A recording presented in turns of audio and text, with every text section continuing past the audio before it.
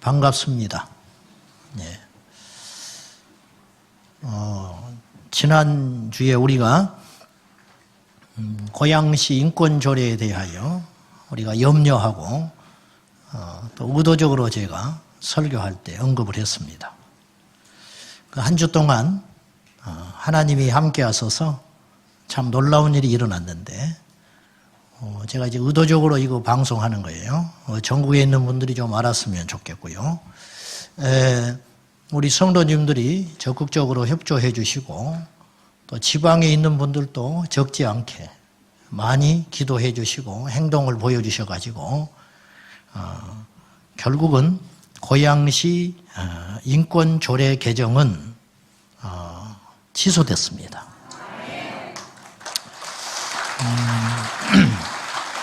그래서 고양시에서 연락이 왔는데, 안녕하세요. 고양시의 인권조례 개정과 관련하여 의견을 주신 선생님께 감사를 드립니다. 고양시에서는 의견을 주신 많은 시민분들의 반대 의견을 적극 반영하여 이번 조례 개정을 추진하지 않기로 최종 결정하였음을 알려드립니다.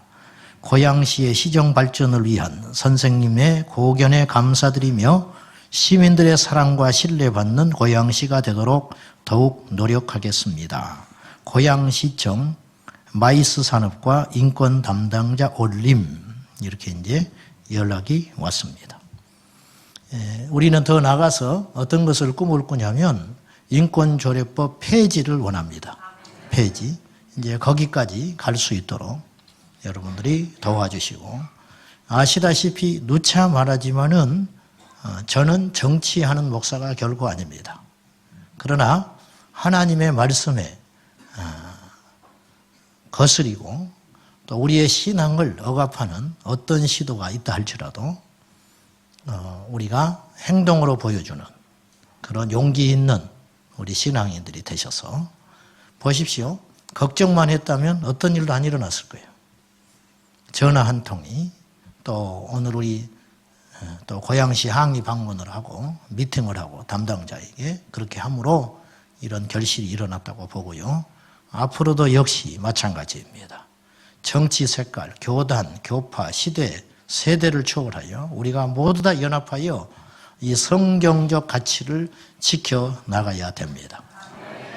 그래서 이제 이번에 우리 작은 승리를 우리를 주셨고 이 일로 인하여 우리에게 큰 용기와 또 힘이 된 것이 사실입니다. 앞으로 이제 조직적으로, 사단은 굉장히 조직적이거든요. 조직적이고 치밀하기 때문에 그에 맞서서 우리도 뭔가 조직을 정비하면서 구체적인 행동을 해야겠다, 이렇게 생각합니다. 그래서 이번 주일날 이런 쪽으로 관심이 있는, 지속적으로 모니터링을 하고 의견을 개진하고 또 항의 방문을 하고 또 연대해야 하는 이런 일들을 전문적으로 해야 할 예수님의 용사들을 모집하겠습니다. 자, 오늘은 성금요일입니다. 고난주간의 마지막 날이고 오늘 주님께서 십자가에서 6시간 동안이나 달려서 고통당하신 날입니다. 제가 목사로서 성만찬 예식을 거행하면서 항상 주일 낮에 시간에 쫓겨가지고 어떤 형식적이고 혹은 마지못해 하는 예식이라는 그런 마음들이 우리 주님께 항상 죄송한 마음으로 남아 있었습니다. 그래서 오늘 우리가 성찬에 참여할 터인데 이 성찬에 참여하기 전에 성찬 예식의 참된 의미를 되새기는 것은 우리 신앙에 있어서 대단히 중요한 일이라고 여겨집니다. 자, 오늘날 우리가 생각하는 성찬과 초대교회의 성찬은 차이가 있었던 것 같아요. 예수님께서 성만찬을 행하시고 이제 성찬은 원래 목요일 밤에 있었던 거예요. 세족식과 성찬 예식. 목요일 날 밤에 있었던데 그 성찬 예식을 거행하시고 나서 예수님께서 이걸 기념하라 그랬어요. 일회성이 아니라는 거예요. 샘플로 보여주신 거예요. 내가 너희들에게 이렇게 했다. 그래, 너희도 내가 나중에 하늘로 올라간 다음에라도 너희들이 내가 제정한 이 성만찬 예식의 정신을 살려서 너희들도 이렇게 할 수 있어야 한다. 떡을 떼어주시면서 내 살이다. 그리고 음식을 취한 다음에 음료를 먹어야 되니까 포도주를 따라줘서 드시면서 먹으라. 이것은 내가 너희를 위하여 흘리는 나의 피다. 이렇게 말씀하셨어요. 아직 죽지도 않으셨는데, 잡히지도 않으셨는데 이미 그분은 죽음을 작정하신 거예요. 예수님은 죽으러 오셨어요. 그분의 살과 피를 우리에게 나눠주러 오셨다고 말이죠. 그러니까 교회의 본질, 신앙의 본질은 바로 이것에 있는 거예요. 예수님의 살, 예수님의 피, 십자가로 요약된 예수님의 살과 피가 빠져버리면 그건 신앙도 아니고 교회도 아니다는 거예요. 아무리 많은 사람이 모여도 교회 아니에요. 몇십만 명이 모여서 엄청난 힘을 발휘해도 그 속에 십자가가 없으면, 예수님의 살과 피가 없으면 그것은 아무런 의미 없는 모임에 불과하다는 것입니다. 자, 오늘 초대교회에 있었던 이 성찬 예식은 어떤 의미로 성찬이 진행되고 있었는가? 그 당시의 개념, 그러니까 이제 문화적인 차이가 있는 거죠. 우리와 예수님이 성찬을 행하실 때의 그 문화적인 차이. 그러니까 밥 드신 거예요, 식사. 식사하시면서 자연스럽게 이 떡과 잔을 나누시면서 그 속에다가 당신의 영적인 의미를 삽입하여 설명을 해주는 거예요. 이보다 더 정확하게, 명확하게 알려질 수 있을까? 굉장히 중요한 지혜를 주님께서 담아서 제자들에게 말씀 예전, 말씀에는 두 가지가 있는 거예요. 이 말로서 가르치는 말씀이 있고 행위로 보여주는 말씀이 있는 거예요. 그러니까 말씀이 육신이 되어 이 땅에 오셨다고 그랬잖아요. 그분이 예수님이잖아요. 말씀으로 존재하던 예수님께서 이 땅에 육신을 입고 이 땅에 하나님께서 우리를 위하여 보내주신 사건이 우리 하나님이 우리를 사랑한다는 메시지라는 거예요. 메시지. 그러니까 보이는 말씀으로 이 땅에 오신 것이죠. 내가 너희를 위하여 죽었다. 내가 너희를 위하여 피를 흘렸다. 이렇게 말로만 하시는 것이 아니라 성찬 예식을 통하여 행위로서 보여주심으로 더 확고하게 말씀을 증거하신 것이다. 그런 말이죠. 이 성찬 예식이 초대교회에 와서는 당연히 식사 자리에서 진행된 일이기 때문에, 그러니까 예수님이 바라는 성찬은 무엇이냐면 초대교회 성도들이 식사를 할 때마다 주님의 몸과 주님의 피를 기념하며 깊이 십자가를 묵상하기를 원하신 거라는 거예요. 교회 안에서. 근데 아쉽게도 고린도 교회는 그렇지 않았어요. 예수님 십자가에 달리시고 20여 년이 지난 고린도 교회는 이미 성찬 예식의 의미가 퇴색돼 있었다, 그 말입니다. 그 문제를 사도 바울은 꾸짖고 있습니다. 자, 한번 봅시다. 19절과 20절입니다. 다시 한번 보십시다. 너희 중에 파당이 있어야 너희 중에 옳다 인정함을 받은 자들이 나타나게 되리라. 그런즉 고린도 교회는 파당이 있었어요. 분리돼 가지고 4개 파가 있었는데, 그런즉 너희가 함께 모여서 주의 만찬을 먹을 수 없으니 너희들은 만찬을 대할 자격 없다. 그렇게 말하는 거예요. 자, 21절. 이유가 뭐냐면, 이는 먹을 때에 각각 자기의 만찬을 먼저 갖다 먹으므로 어떤 사람은 시장하고 어떤 사람은 취함이라. 우리 지금 이 시대 교회의 성만찬은 예전이잖아. 예식. 특별한 의미를 부여가지고 몇 번 하는 거. 그런데 초대교회는 모일 때마다 식사를 나눌 때 그것이 성찬이라. 그것이 만찬이다. 그런데 배려하심이 없이 너희들이 음식을 먼저 온 사람이 다 갖다 먹어버린다. 이런 속된 상태로 있는 것에 대하여 사도 바울이 꾸짖고 있는 거예요.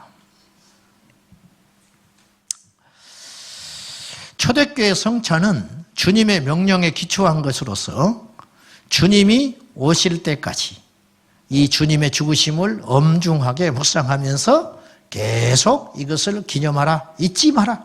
십자가를 잊지 마라. 그래서 성찬은 십자가입니다. 성찬은 십자가다.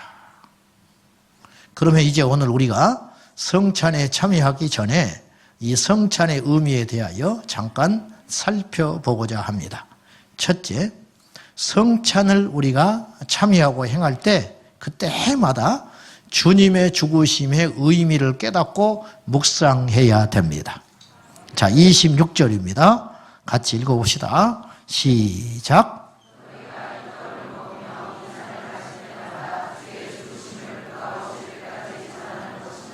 이 떡을 먹으며 이 잔을 마실 때마다 주의 죽으심을 그가 오실 때까지 전하는 것이니라.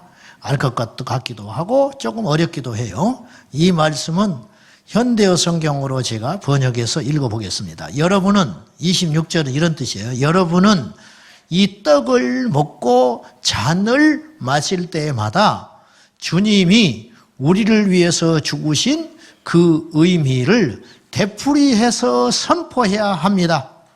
주님이 오실 때까지 이 예식을 계속 하십시오. 그렇게 써 있어요.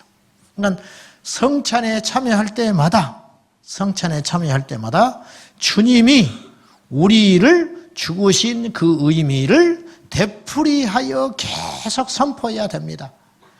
그러니까 성찬이 없으면 그걸 잊어버릴까 봐 성찬 예식을 통하여 계속 주님의 죽으심을 선포해라. 그렇게 이야기하신 거예요.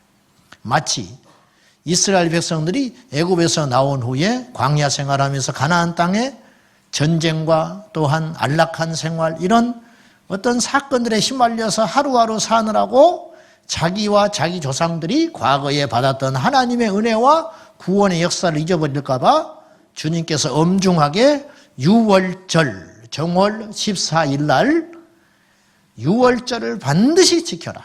이것은 대대에 너의 후대에 지킬 영원한 규례다. 이걸 지키지 않는 자는 백성에서 끊어지게 되리라. 죽여버려라. 죽게 될 것이다. 그렇게 엄중하게 말씀하실 만큼 유월절을 절대 잊으면 안 된다. 그 유월절을 지키면서 이스라엘 백성들이 뭘 생각하느냐면 우리가 옛날에 애굽에서 종살이 하다가 하나님의 10번째 재앙 때 죽었어야 됐는데 하나님의 은혜로 어린 양 문설주의 피를 바름으로 그 재앙이 지나감으로 우리가 살게 되었다. 우리는 하나님 없이는 죽는 자이다. 하나님의 은혜로 살고 있는 자이다. 이걸 잊지 말게 하시려고 하나님이 챙겨 먹으려는 게 아니고 생색을 내려는 게 아니고 이렇게 해야 우리가 안전하다 그 말이죠. 십자가를 잊으면 죽어요. 십자가가 죽음이 아닙니다. 사실은 십자가가 없는 삶이 죽음이에요. 십자가의 죽음이 우리를 살리는 거예요. 십자가를 망각하는 것은 무시무시하고 사단의 큰 계략이라는 걸 잊지 마셔야 돼요. 저는 대단한 예언자는 아니지만 앞으로의 그리스도인들은 앞으로의 교회는 완전한 양극화가 일어날 것입니다. 어떻게 일어나느냐? 아주 넓은 길로 가는 그리스도인, 아주 넓은 길로 가는 교회, 그리고 십자가만 말하는 좁은 길을 타고 들어가는 그리스도인들과 교회만 있을 거예요. 중간에 회색 지대는 없습니다. 중간에 어정쩡한 것 절대 그럴 수 없어요. 하나님의 원리가 그렇고 인간의 구조가 그렇고 교회 자체가 그렇습니다. 즉 십자가만 있는 교회가 있고 십자가가 없는 교회가 존재할 것이다. 십자가를 달았다고 해서 교회가 아니야. 그 십자가가 우리의 심장에 새겨질 때 우리가 십자가의 사람이 되는 것이에요. 교회도 그렇고 그리스도인도 마찬가지.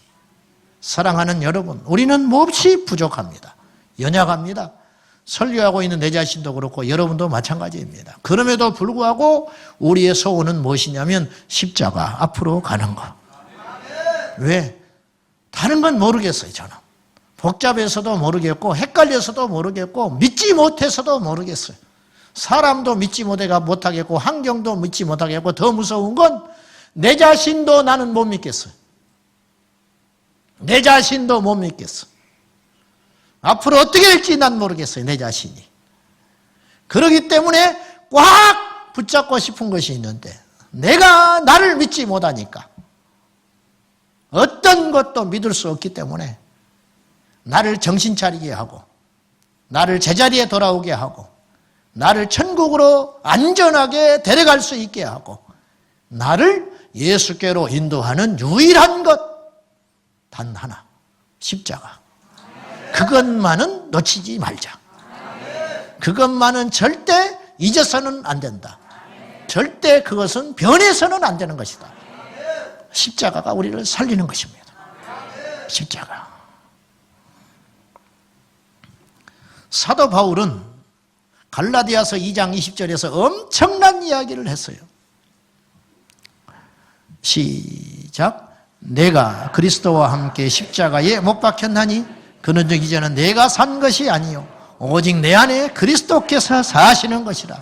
이제 내가 육체 가운데 사는 것은 나를 사랑하사 나를 위하여 자기 자신을 버리신 하나님의 아들을 믿는 믿음 안에서 사는 것이라.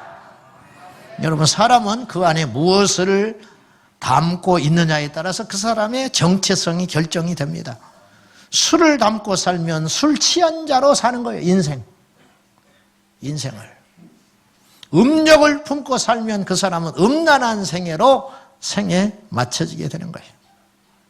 예수님이 죽으실 때 사도 바울은 예수님이 죽고 나서 약 25년이 지난 후에 갈라디아서를 기록했는데 시간을 뛰어넘는 이 신비로운 신앙 고백을 들어보십시오. 이건 상식적으로 안 맞는 소리를 바울이 하고 있는 거예요. 내가 그리스도와 함께 십자가에 못 박혀 죽었나니, 이 말을 하려면 논리가 맞아떨어지려면 예수님이 십자가에 달리실 때 한편에 같이 달려 죽었어야 해요. 아니면 십자가에 죽으실 때 겹쳐서 죽든지. 근데 바울은 깨달았어요. 25년여 중 전에 우리 주님께서 먼저 죽어주신 그 사건은 곧 내가 그 자리에서 함께 죽은 것과 같은 동일한 효력이 있다. 바울은 이 놀라운 영적인 비밀을 깨닫게 된 거예요. 시간을 뛰어넘는 하나님의 섭리, 이걸 알게 된 거예요. 내가 그리스도와 함께 십자가에 못 박혀 죽었나니, 그때 죽어버렸다. 그런즉 이제는 내가 산 것이 아니다. 내가 그때 죽었으니까. 내가 지금 사는 건 뭐냐 그러면 그것은 나를 사랑하사 자기 몸을 버리신 그리스도 예수를 믿는 믿음 안에서 살고 있는 것이다. 나는 내가 아니다. 그런 뜻이에요. 나는 내가 아니다. 그럼 뭐냐? 나는 내 안에 사신 예수와 함께 사는 작은 예수다. 이렇게 고백하는 거예요. 작은 예수로 살고 있다. 그래서 바울이 가는 곳마다 십자가가 증거되는 거예요. 왜? 예수께서 십자가를 지셨으니까. 바울이 가는 곳마다 예수님이 드러나는 거예요. 바울이 한 일이 얼마나 많은지 몰라요. 그러나 그 모든 일 속에서도 단 한 점도 자기가 명예를 낸다든지 자기 자랑을 한다든지 자기 생색을 낸다든지 한 적이 결코 없다는 거죠. 루스드라에 가서 안진병을 일으키고 나서도 사람들이 신으로 추앙하려고 할 때 옷을 찢으면서 바나바와 함께 거절했던 바울. 어째서 그러느냐? 왜 우리가 한 것처럼 여기느냐? 그건 당연한 이야기 같지만 이 당연한 일이 왜 그렇게 안 되느냐 그 말이에요. 우리 안에. 이 당연한 일이.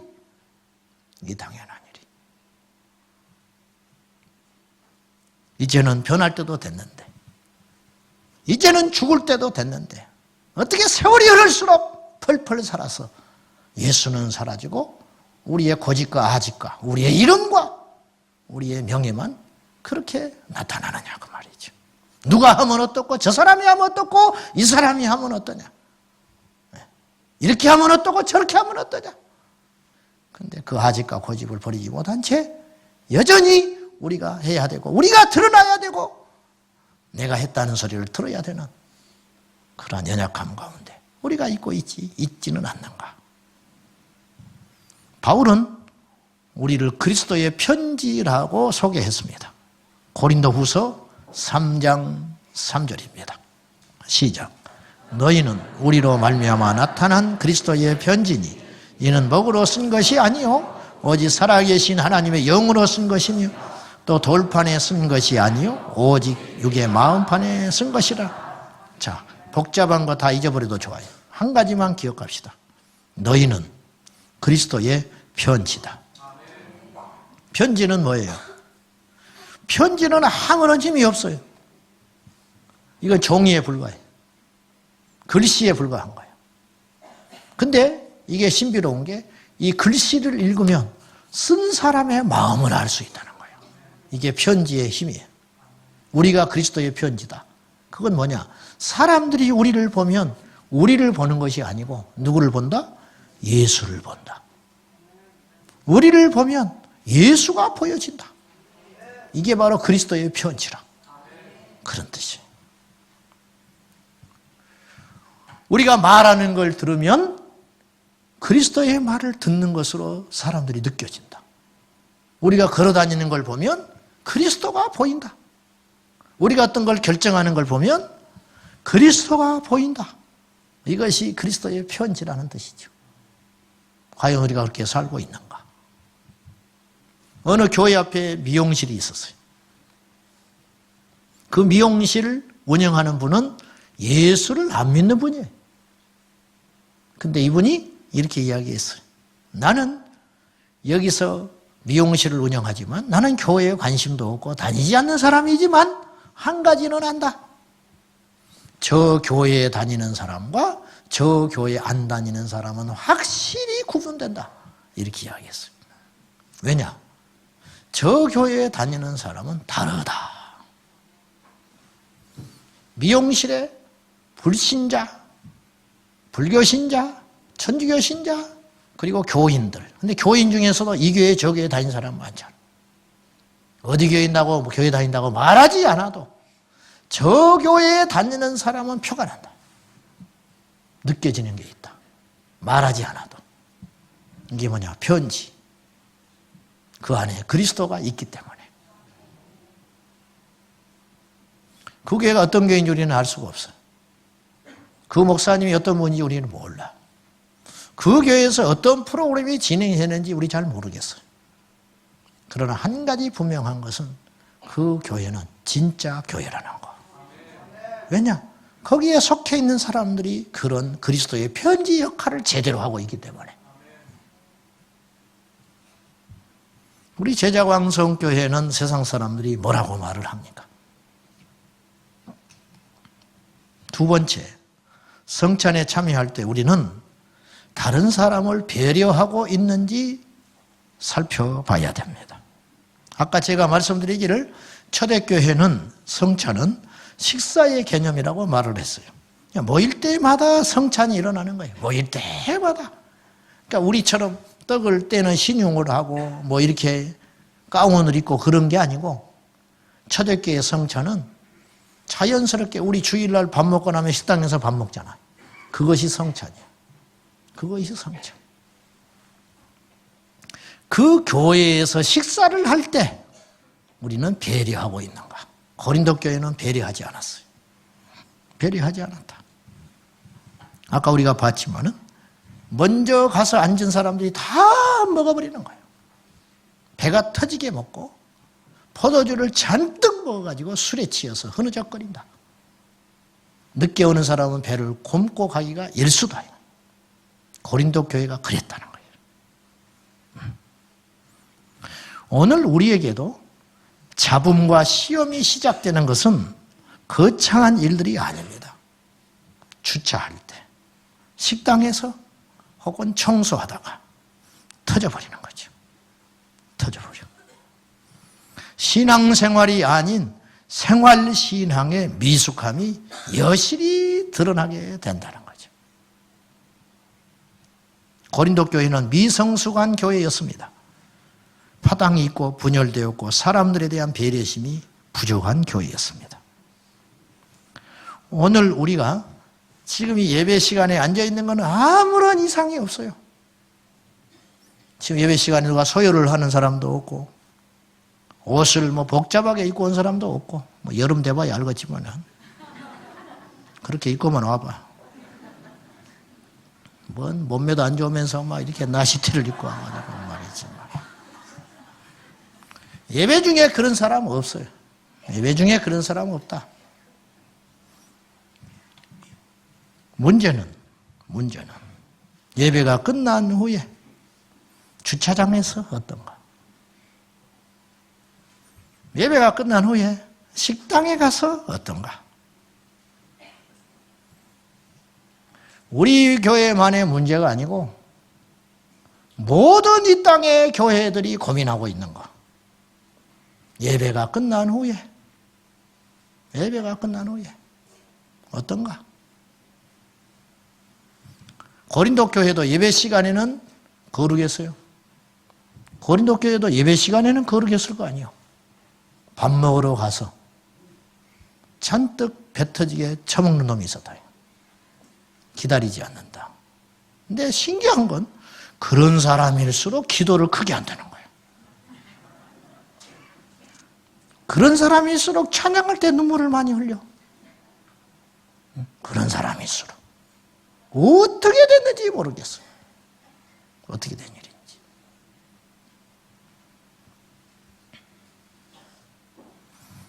오늘 우리가 예수님을 믿는다는 것은 결국 천국에 간다고 하는 가장 큰 목적. 할렐루야. 우리가 예수 믿는다는 건 천국 가는 거예요. 그러니까 교회에 오면 천국을 가야 돼. 교회에 왔는데 천국과 상관없는 삶을 산다. 교회 오는데 그냥 마음만 좋아. 교회 오는데 병만 났어. 그건 교회 헛다닌 거예요. 부자만 돼서 교회를 다녔는데 성경만 잘 알아. 그럴 수 있죠. 정말 무시무시한 인생 허비하고 가는 거예요. 절대 그런 일이 있어서는 안 돼. 우리가 교회를 다니는 것은 천국에 들어가기 위한 거예요. 천국에 들어가기 위해서 좁은 길을 가는 거예요. 천국에 들어가기 위해서 십자가 지는 거예요. 그것이 지상 최대의 목적인데 그것이 그 목적이 성취된 다음에는 그 다음에 우리에게 다가오는 의무는 무엇이냐? 그것은 바로 이것인데 이 땅에서 답게 살아가는 것. 답게, 다움. 그리스도인답게.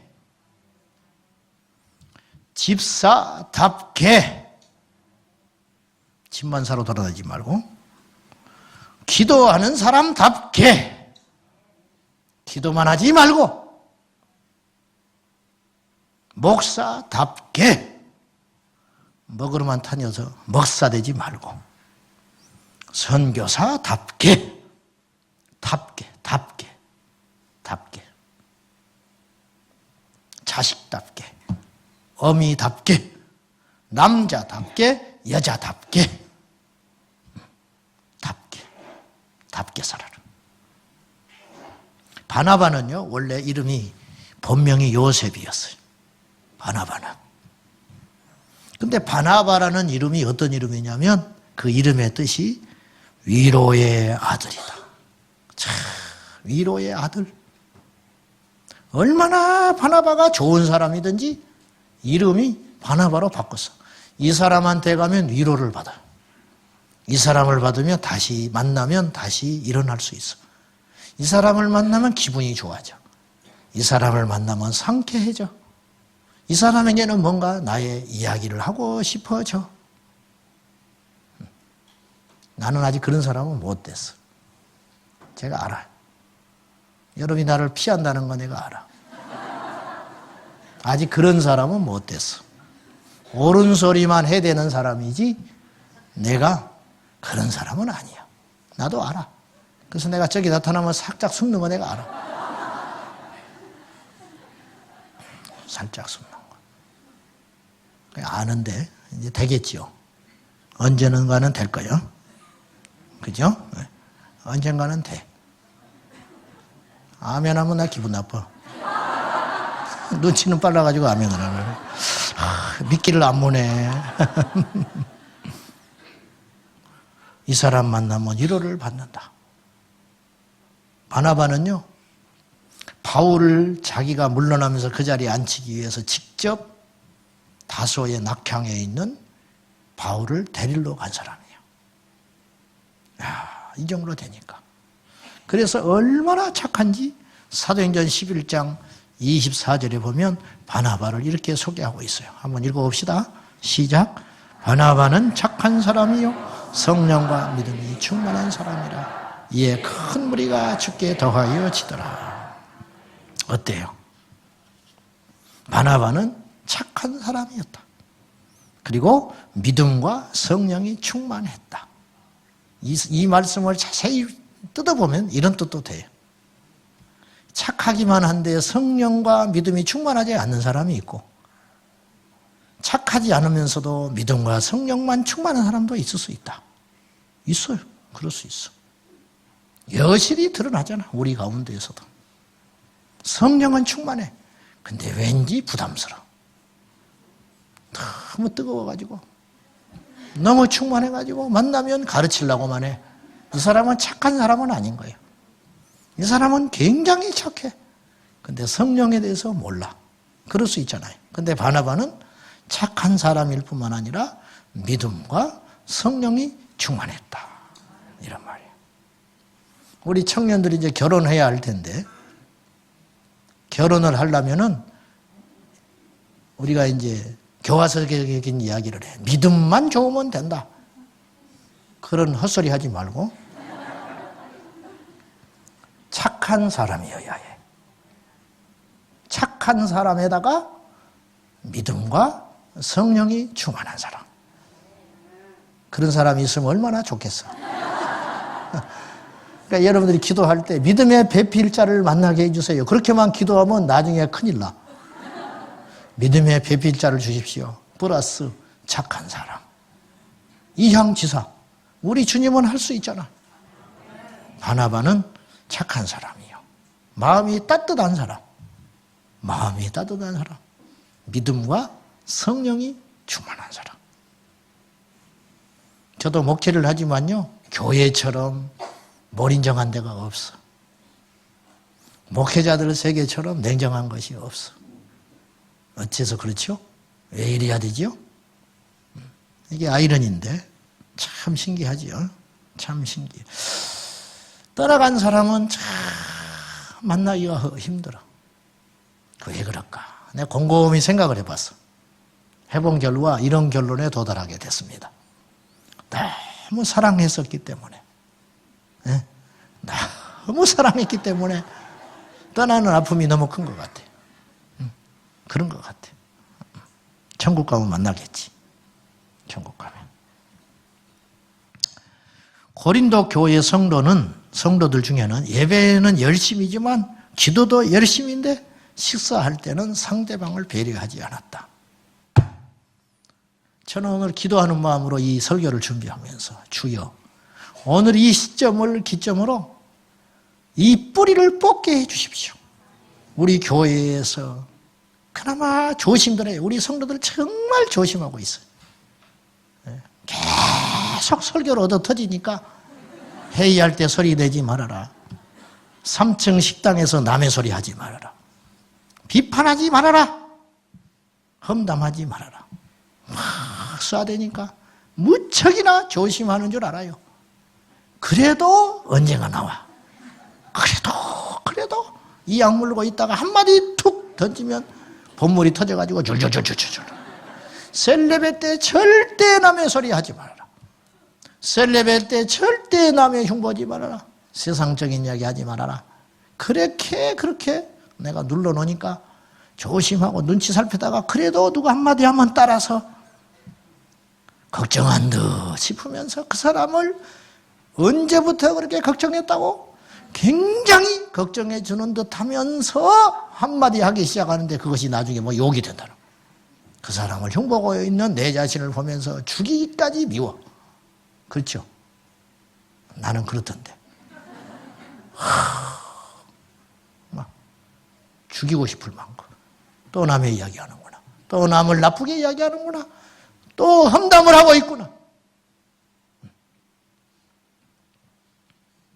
이거 뿌리 뽑지 않은 거예요. 이것 때문에 얼마나 많은 영혼들이 실족하고 있는가. 아까 바나바는 착한 사람이고 믿음과 성령이 충만하니까 어떤 일이 벌어졌는지 알아요? 주께서 많은 사람을 더하게 하셨다. 교회가 왜 부흥이 안 되는지 아세요? 한국교회가 왜 이렇게 힘을 못 쓰고 있는지 아세요? 삶의 예배에서 실패하고 있다는. 삶의 예배. 이거 반드시 바로잡아야 된다. 이것만 바로잡으면 가는 곳마다 교회 깃발 꽂는 곳마다 사람들이 모여들 거 아니에요. 교회 가면 나를 이해해주고 교회 가면 나를 인정해주고 교회 가면 나를 회복시켜주는데 안 갈 이유가 어디가 있어요. 교회만 가면 좋은데 안 좋으니까 안 오는 거예요. 교회 오는 것이 힘드니까. 교회에 와서 배울 게 없고 교회에 와서 좋은 점이 없으니까 안 가는 거예요. 안 가는 거예요. 교회를. 그래서 교회를 안 가는 거예요. 좋아봐. 안 오는지. 좋으면 왜 안 가? 먹을 거 있고 좋을 거 있고 나를 도와주고 내게 이득이 된다면 안 가겠어요? 거리가 문제예요? 시간이 없어? 거짓말이지. 옆에 두고도 안 가는 이유는 뭐냐? 불편하니까 싫으니까 안 가는 거야. 안 가는 거야. 아프리카 선교사님이 이런 고백을 했어요. 아프리카는 보통 주일날 예배를 드릴 때 4시간, 5시간씩 서서 찬송하면서 예배를 드린다는 거예요. 거기 가서 목회 안 하기 다행이지. 4-5시간씩을 들고 뛰면서 그 흑인들은 이 흥이 있잖아. 몸이 유연하니까 막 들고 뛰면서 하나님을 찬송하고 대단하다는 거예요. 한국에서 경험할 수 없는 엄청난 감격이 있다는 거예요. 문제는 예배가 끝나고 난 다음이야. 마당에 가면 한국에서 들어온 보급품이 있어요. 한국에서 들어온 옷, 한국에서 들어온 선교 구제품들. 그것을 싸놓고 주는데 그때 가면 지옥이 돼버린다는 거예요. 지옥. 하나라도 더 가져가야 되고 먼저 가서 좋은 걸 가져가야 되고 내가 가져가려고 그랬는데 저 사람이 가져가고 그런 갈등과 구조 속에서 엄청나게 선교사님이 고민을 한다는 거예요. 안 줄 수도 없고 주저하니 그런 일이 매주마다 반복이 되고 해볼 방법이 없다는 거예요. 우리는 어떠냐는 거예요. 우리는 어떠냐. 성령의 은사와 열매의 차이를 아세요? 은사는요 각각 줍니다. 무슨 말이냐면 제가 시간이 없으니까 다 안 읽을게요. 은사가 고린도전서 12장이 은사장인데 은사는 각각 그런 말이 나와요. 각각. 은사는 여러 가지나 각각 주어진다. 그런 말이에요. 은사는 여러 가지나 각 사람에게 어떤 사람에게는 이 은사를 준다. 이 사람은 방언을 받았는데 예언은 못할 수 있어요. 이 사람은 병 고칠 수 있는데 방언은 못할 수도 있어요. 이게 은사예요. 그래서 은사가 여러 가지인데 그중에 각각 물론 모든 은사를 받는 사람도 있을 수 있어요. 은사가 여러 가지지만 각각 주는 거다. 나에게도 받은 은사가 있고 없는 은사가 있고 여러분에게도 은사가 있는 것이 있고 없는 은사가 있죠. 과거에는 있었는데 지금 또 없는 것도 있어요. 그런 것처럼 은사가 각각 주어지는 것이다. 단수로. 근데 열매는 갈라디아서 5장 22절 23절 시작. 오직 성령의 열매는 사랑과 희락과 화평과 오래참 자비와 양성과 충성과 온유와 절제니 이 같은 것을 금지할 법이 없느니라. 여기서 법은 율법을 말하는 거예요. 이런 성령의 열매를 막아낼 계명은 없다.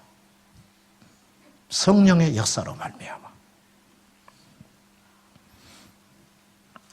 이 말씀을 현대어 성경으로 제가 번역해서 읽어보겠습니다. 자, 한번 보십시다. 현대어 성경으로 5장 22절 시작. 성령께서 우리의 삶을 지배하실 때 그분은 속에서 다음과 같은 열매를 맺게 해 주십니다. 성령께서 우리의 삶을 지배할 때 우리 행동과 우리의 삶에 다음과 같은 열매가 맺혀지게 된다. 그 열매가 무엇이냐? 사랑, 희락, 화평, 오래 참은 자비, 양성, 충성, 온유와 절제 이런 것들이 성령의 9가지 열매가 우리 삶에서 맺혀지는데 흥미로운 것은 여기서 이 열매라는 원뜻은 단수로 써 있다는 거예요. 무슨 말이냐면 열매는 봄에 하나 따먹고 여름에 하나 따먹고 가을에 하나 따먹고 그렇지 않아요. 가을이 되면 다 익어버려.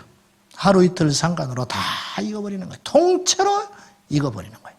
하나님이 우리에게 성령의 열매를 주실 때는 통째로 주신다는 거예요. 무슨 말이냐면 나는 예수 믿고 오래 참는 건 좀 돼. 오래 참음의 열매는 있는 것 같아. 근데 저 사람을 사랑할 수는 없어. 그건 거짓말이라는 거예요. 그 사람은 오래 참음도 없는 사람이에요. 어느 하나의 열매가 맺혀졌다는 것은 나머지 8개 열매도 다 있다는 뜻이에요. 어느 하나가 안 된다는 뜻은 그 사람에게 성령의 열매는 없다는 뜻이라는 거예요. 있으려면 9개가 다 있다. 없으려면 하나도 없다. 이게 성령의 열매. 명심하십시오. 그것이다 그 말이죠. 우리는 거대한 담론에 대한 설교를 많이 하고 듣습니다. 천국, 지옥, 예수님의 재림, 심판, 이건 거대 담론이에요.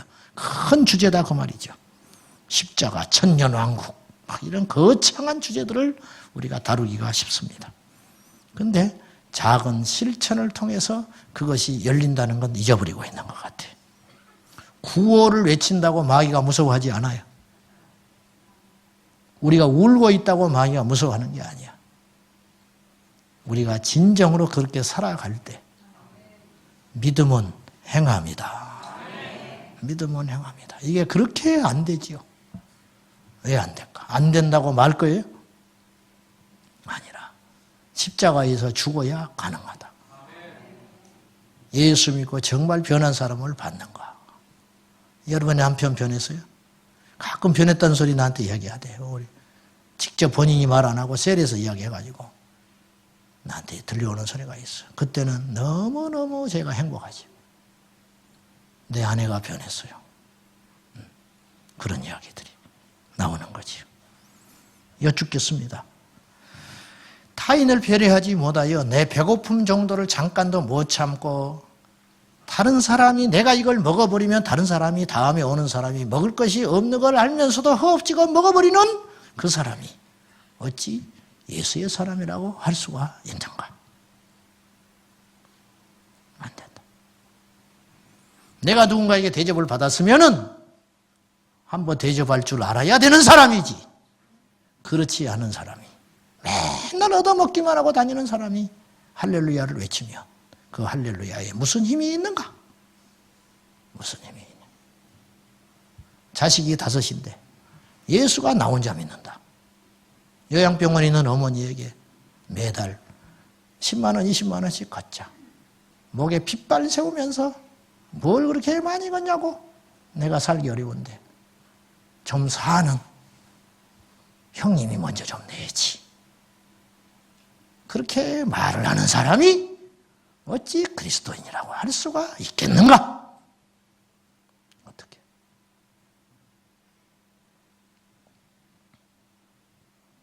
초상집에 못 가니까 부조금 좀 내주시오. 그래 놓고 1년, 2년이 지나도록 안 갚는 사람이. 그 사람이 천년왕국을 이야기하고 그 사람이 십자가를 붙들고 울고 자빠졌고 가짜다 가짜. 배려하지 못하는 사람이 입에 거품 물고 예수님의 재림이 어쩌고 저쩌고 블러드문이 어쩌고 저쩌고 뭐 제3성이 어쩌고 저쩌고 주일날 교회 안 보여. 툭 하면 부부싸움 해가지고 교회 안 와. 앞뒤가 안 맞는 일을 우리가 하고 있다. 저는 윤리를 이야기하는 게 아니에요. 윤리 강연하는 시간이 아니에요. 예수와 함께 죽었으면 성찬에 참여하려면 배려할 줄 아는 사람이 참여하여라. 세 번째 마지막으로 성찬에 참여할 때 우리는 자신을 먼저 살펴야 합니다. 27절, 28절 읽어봅시다. 시작. 그러므로 누구든지 잔을 합당하지 않게 먹고 마시는 자는 주의 몸과 피에 대하여 죄를 짓는 것이니라. 사람이 자기를 살피고 그 후에야 이 떡을 먹고 이 잔을 마실지니 자기를 살펴서 합당한 자격이 있는지. 세상은요 지금 우리 교회들을 향하여 살피라고 요구하고 있어요. 너 잘해라. 너부터 잘해. 말만 그렇게 하지 말고 남한테 이래라 저래라 가르치지 말고 너나 잘해. 너나 잘해. 교회는요 오늘날 자기 성찰에 실패했습니다. 철저히 실패했습니다. 여러분 하나님의 나라의 원리가 있는데 구약에도 그렇고 이스라엘 백성들이 스스로 자정 능력을 상실하면 이웃 나라를 통해서 쳐버렸어요. 무서운 이야기. 이거는 정말 입에 담기도 무서운 이야기예요. 우리 스스로가 우리를 돌아보고 스스로 자정하고 성찰하는 기회를 상실해버리면 외부의 힘이 들어와가지고 교회를 쳐버립니다. 그 시점에 와 있어요, 지금 우리가. 옛날에는 한국교회가 이렇게 망신 주기가 별로 없었어. 요새 부쩍 망신을 주는 것은 뭐냐? 사탄의 역사가 아니고 오늘 성경에 의하면 하나님의 징계예요. 하나님의 징계. 보실랍니까? 32절. 31절부터 봅시다. 32절까지 시작. 우리가 우리를 살폈으면 판단을 받지 아니하려니와 우리가 판단을 받는 것은 주께 징계를 받는 것이니 이는 우리로 세상과 함께 정죄함을 받지 않게 하려 하심이라. 우리가 먼저 우리 자신들을 잘 살폈으면 세상으로부터 판단을 받지 않았을 것이다. 근데 우리가 우리 자신을 살피는 일에 실패했기 때문에 우리가 세상으로부터 판단을 받는다. 그것이 곧 하나님이 우리에게 내리신 징계다. 심판이다 그러면. 사탄이 공격한 게 아니고 하나님의 징계하심이다. 이걸 알아야 한다고 말이죠. 그렇지 않으면 자신의 죄를 먹고 마시는 치명적인 실수를 하게 되는 것이다. 말씀해 줄게요. 한마디만 하면 돼. 이 세상을 살아갈 때 내 탓이요. 내 탓이요. 집에 가서 이 한마디만 하면 돼. 여보 나 때문에 힘들지. 근데 이 말이 평생 안 나와.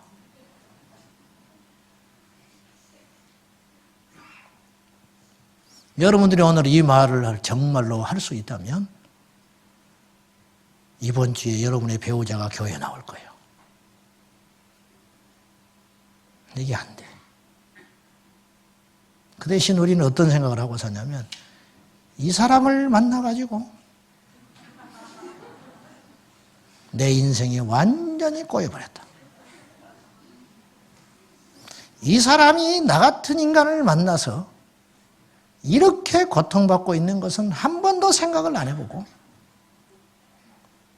이 사람이 나를 만나서 날개가 꺾이고 꿈이 꺾이고 힘을 꺾이고 그렇게 산 것은 별로 생각을 안 하고 내가 이 사람 만나가지고 이렇게 희생하고 고생하고 죽었다. 그렇게 생각하는 한 절대로 생명의 역사는 안 일어난다. 항상 긴장관계고 지옥과 같은 삶이 계속 될 수밖에 없다는 거죠. 지옥의 언어가 뭐냐? 너 때문이다. 천국의 언어는 뭐냐? 내 탓이다. 다시 누참 말하지만 도덕을 이야기하고 있는 게 아니에요. 제가 처세를 이야기하고 있는 게 절대 아니야. 생명적 관점에서 볼 때 생명적 관점으로 여러분 접근하셔야 돼. 이런 말을 해서 또 집에 가서 어쩔지 모르겠는데 우리 아내가 가끔 나한테 이런 말을 해요. 당신은 다른 사람을 만났으면 더 좋았을 거야.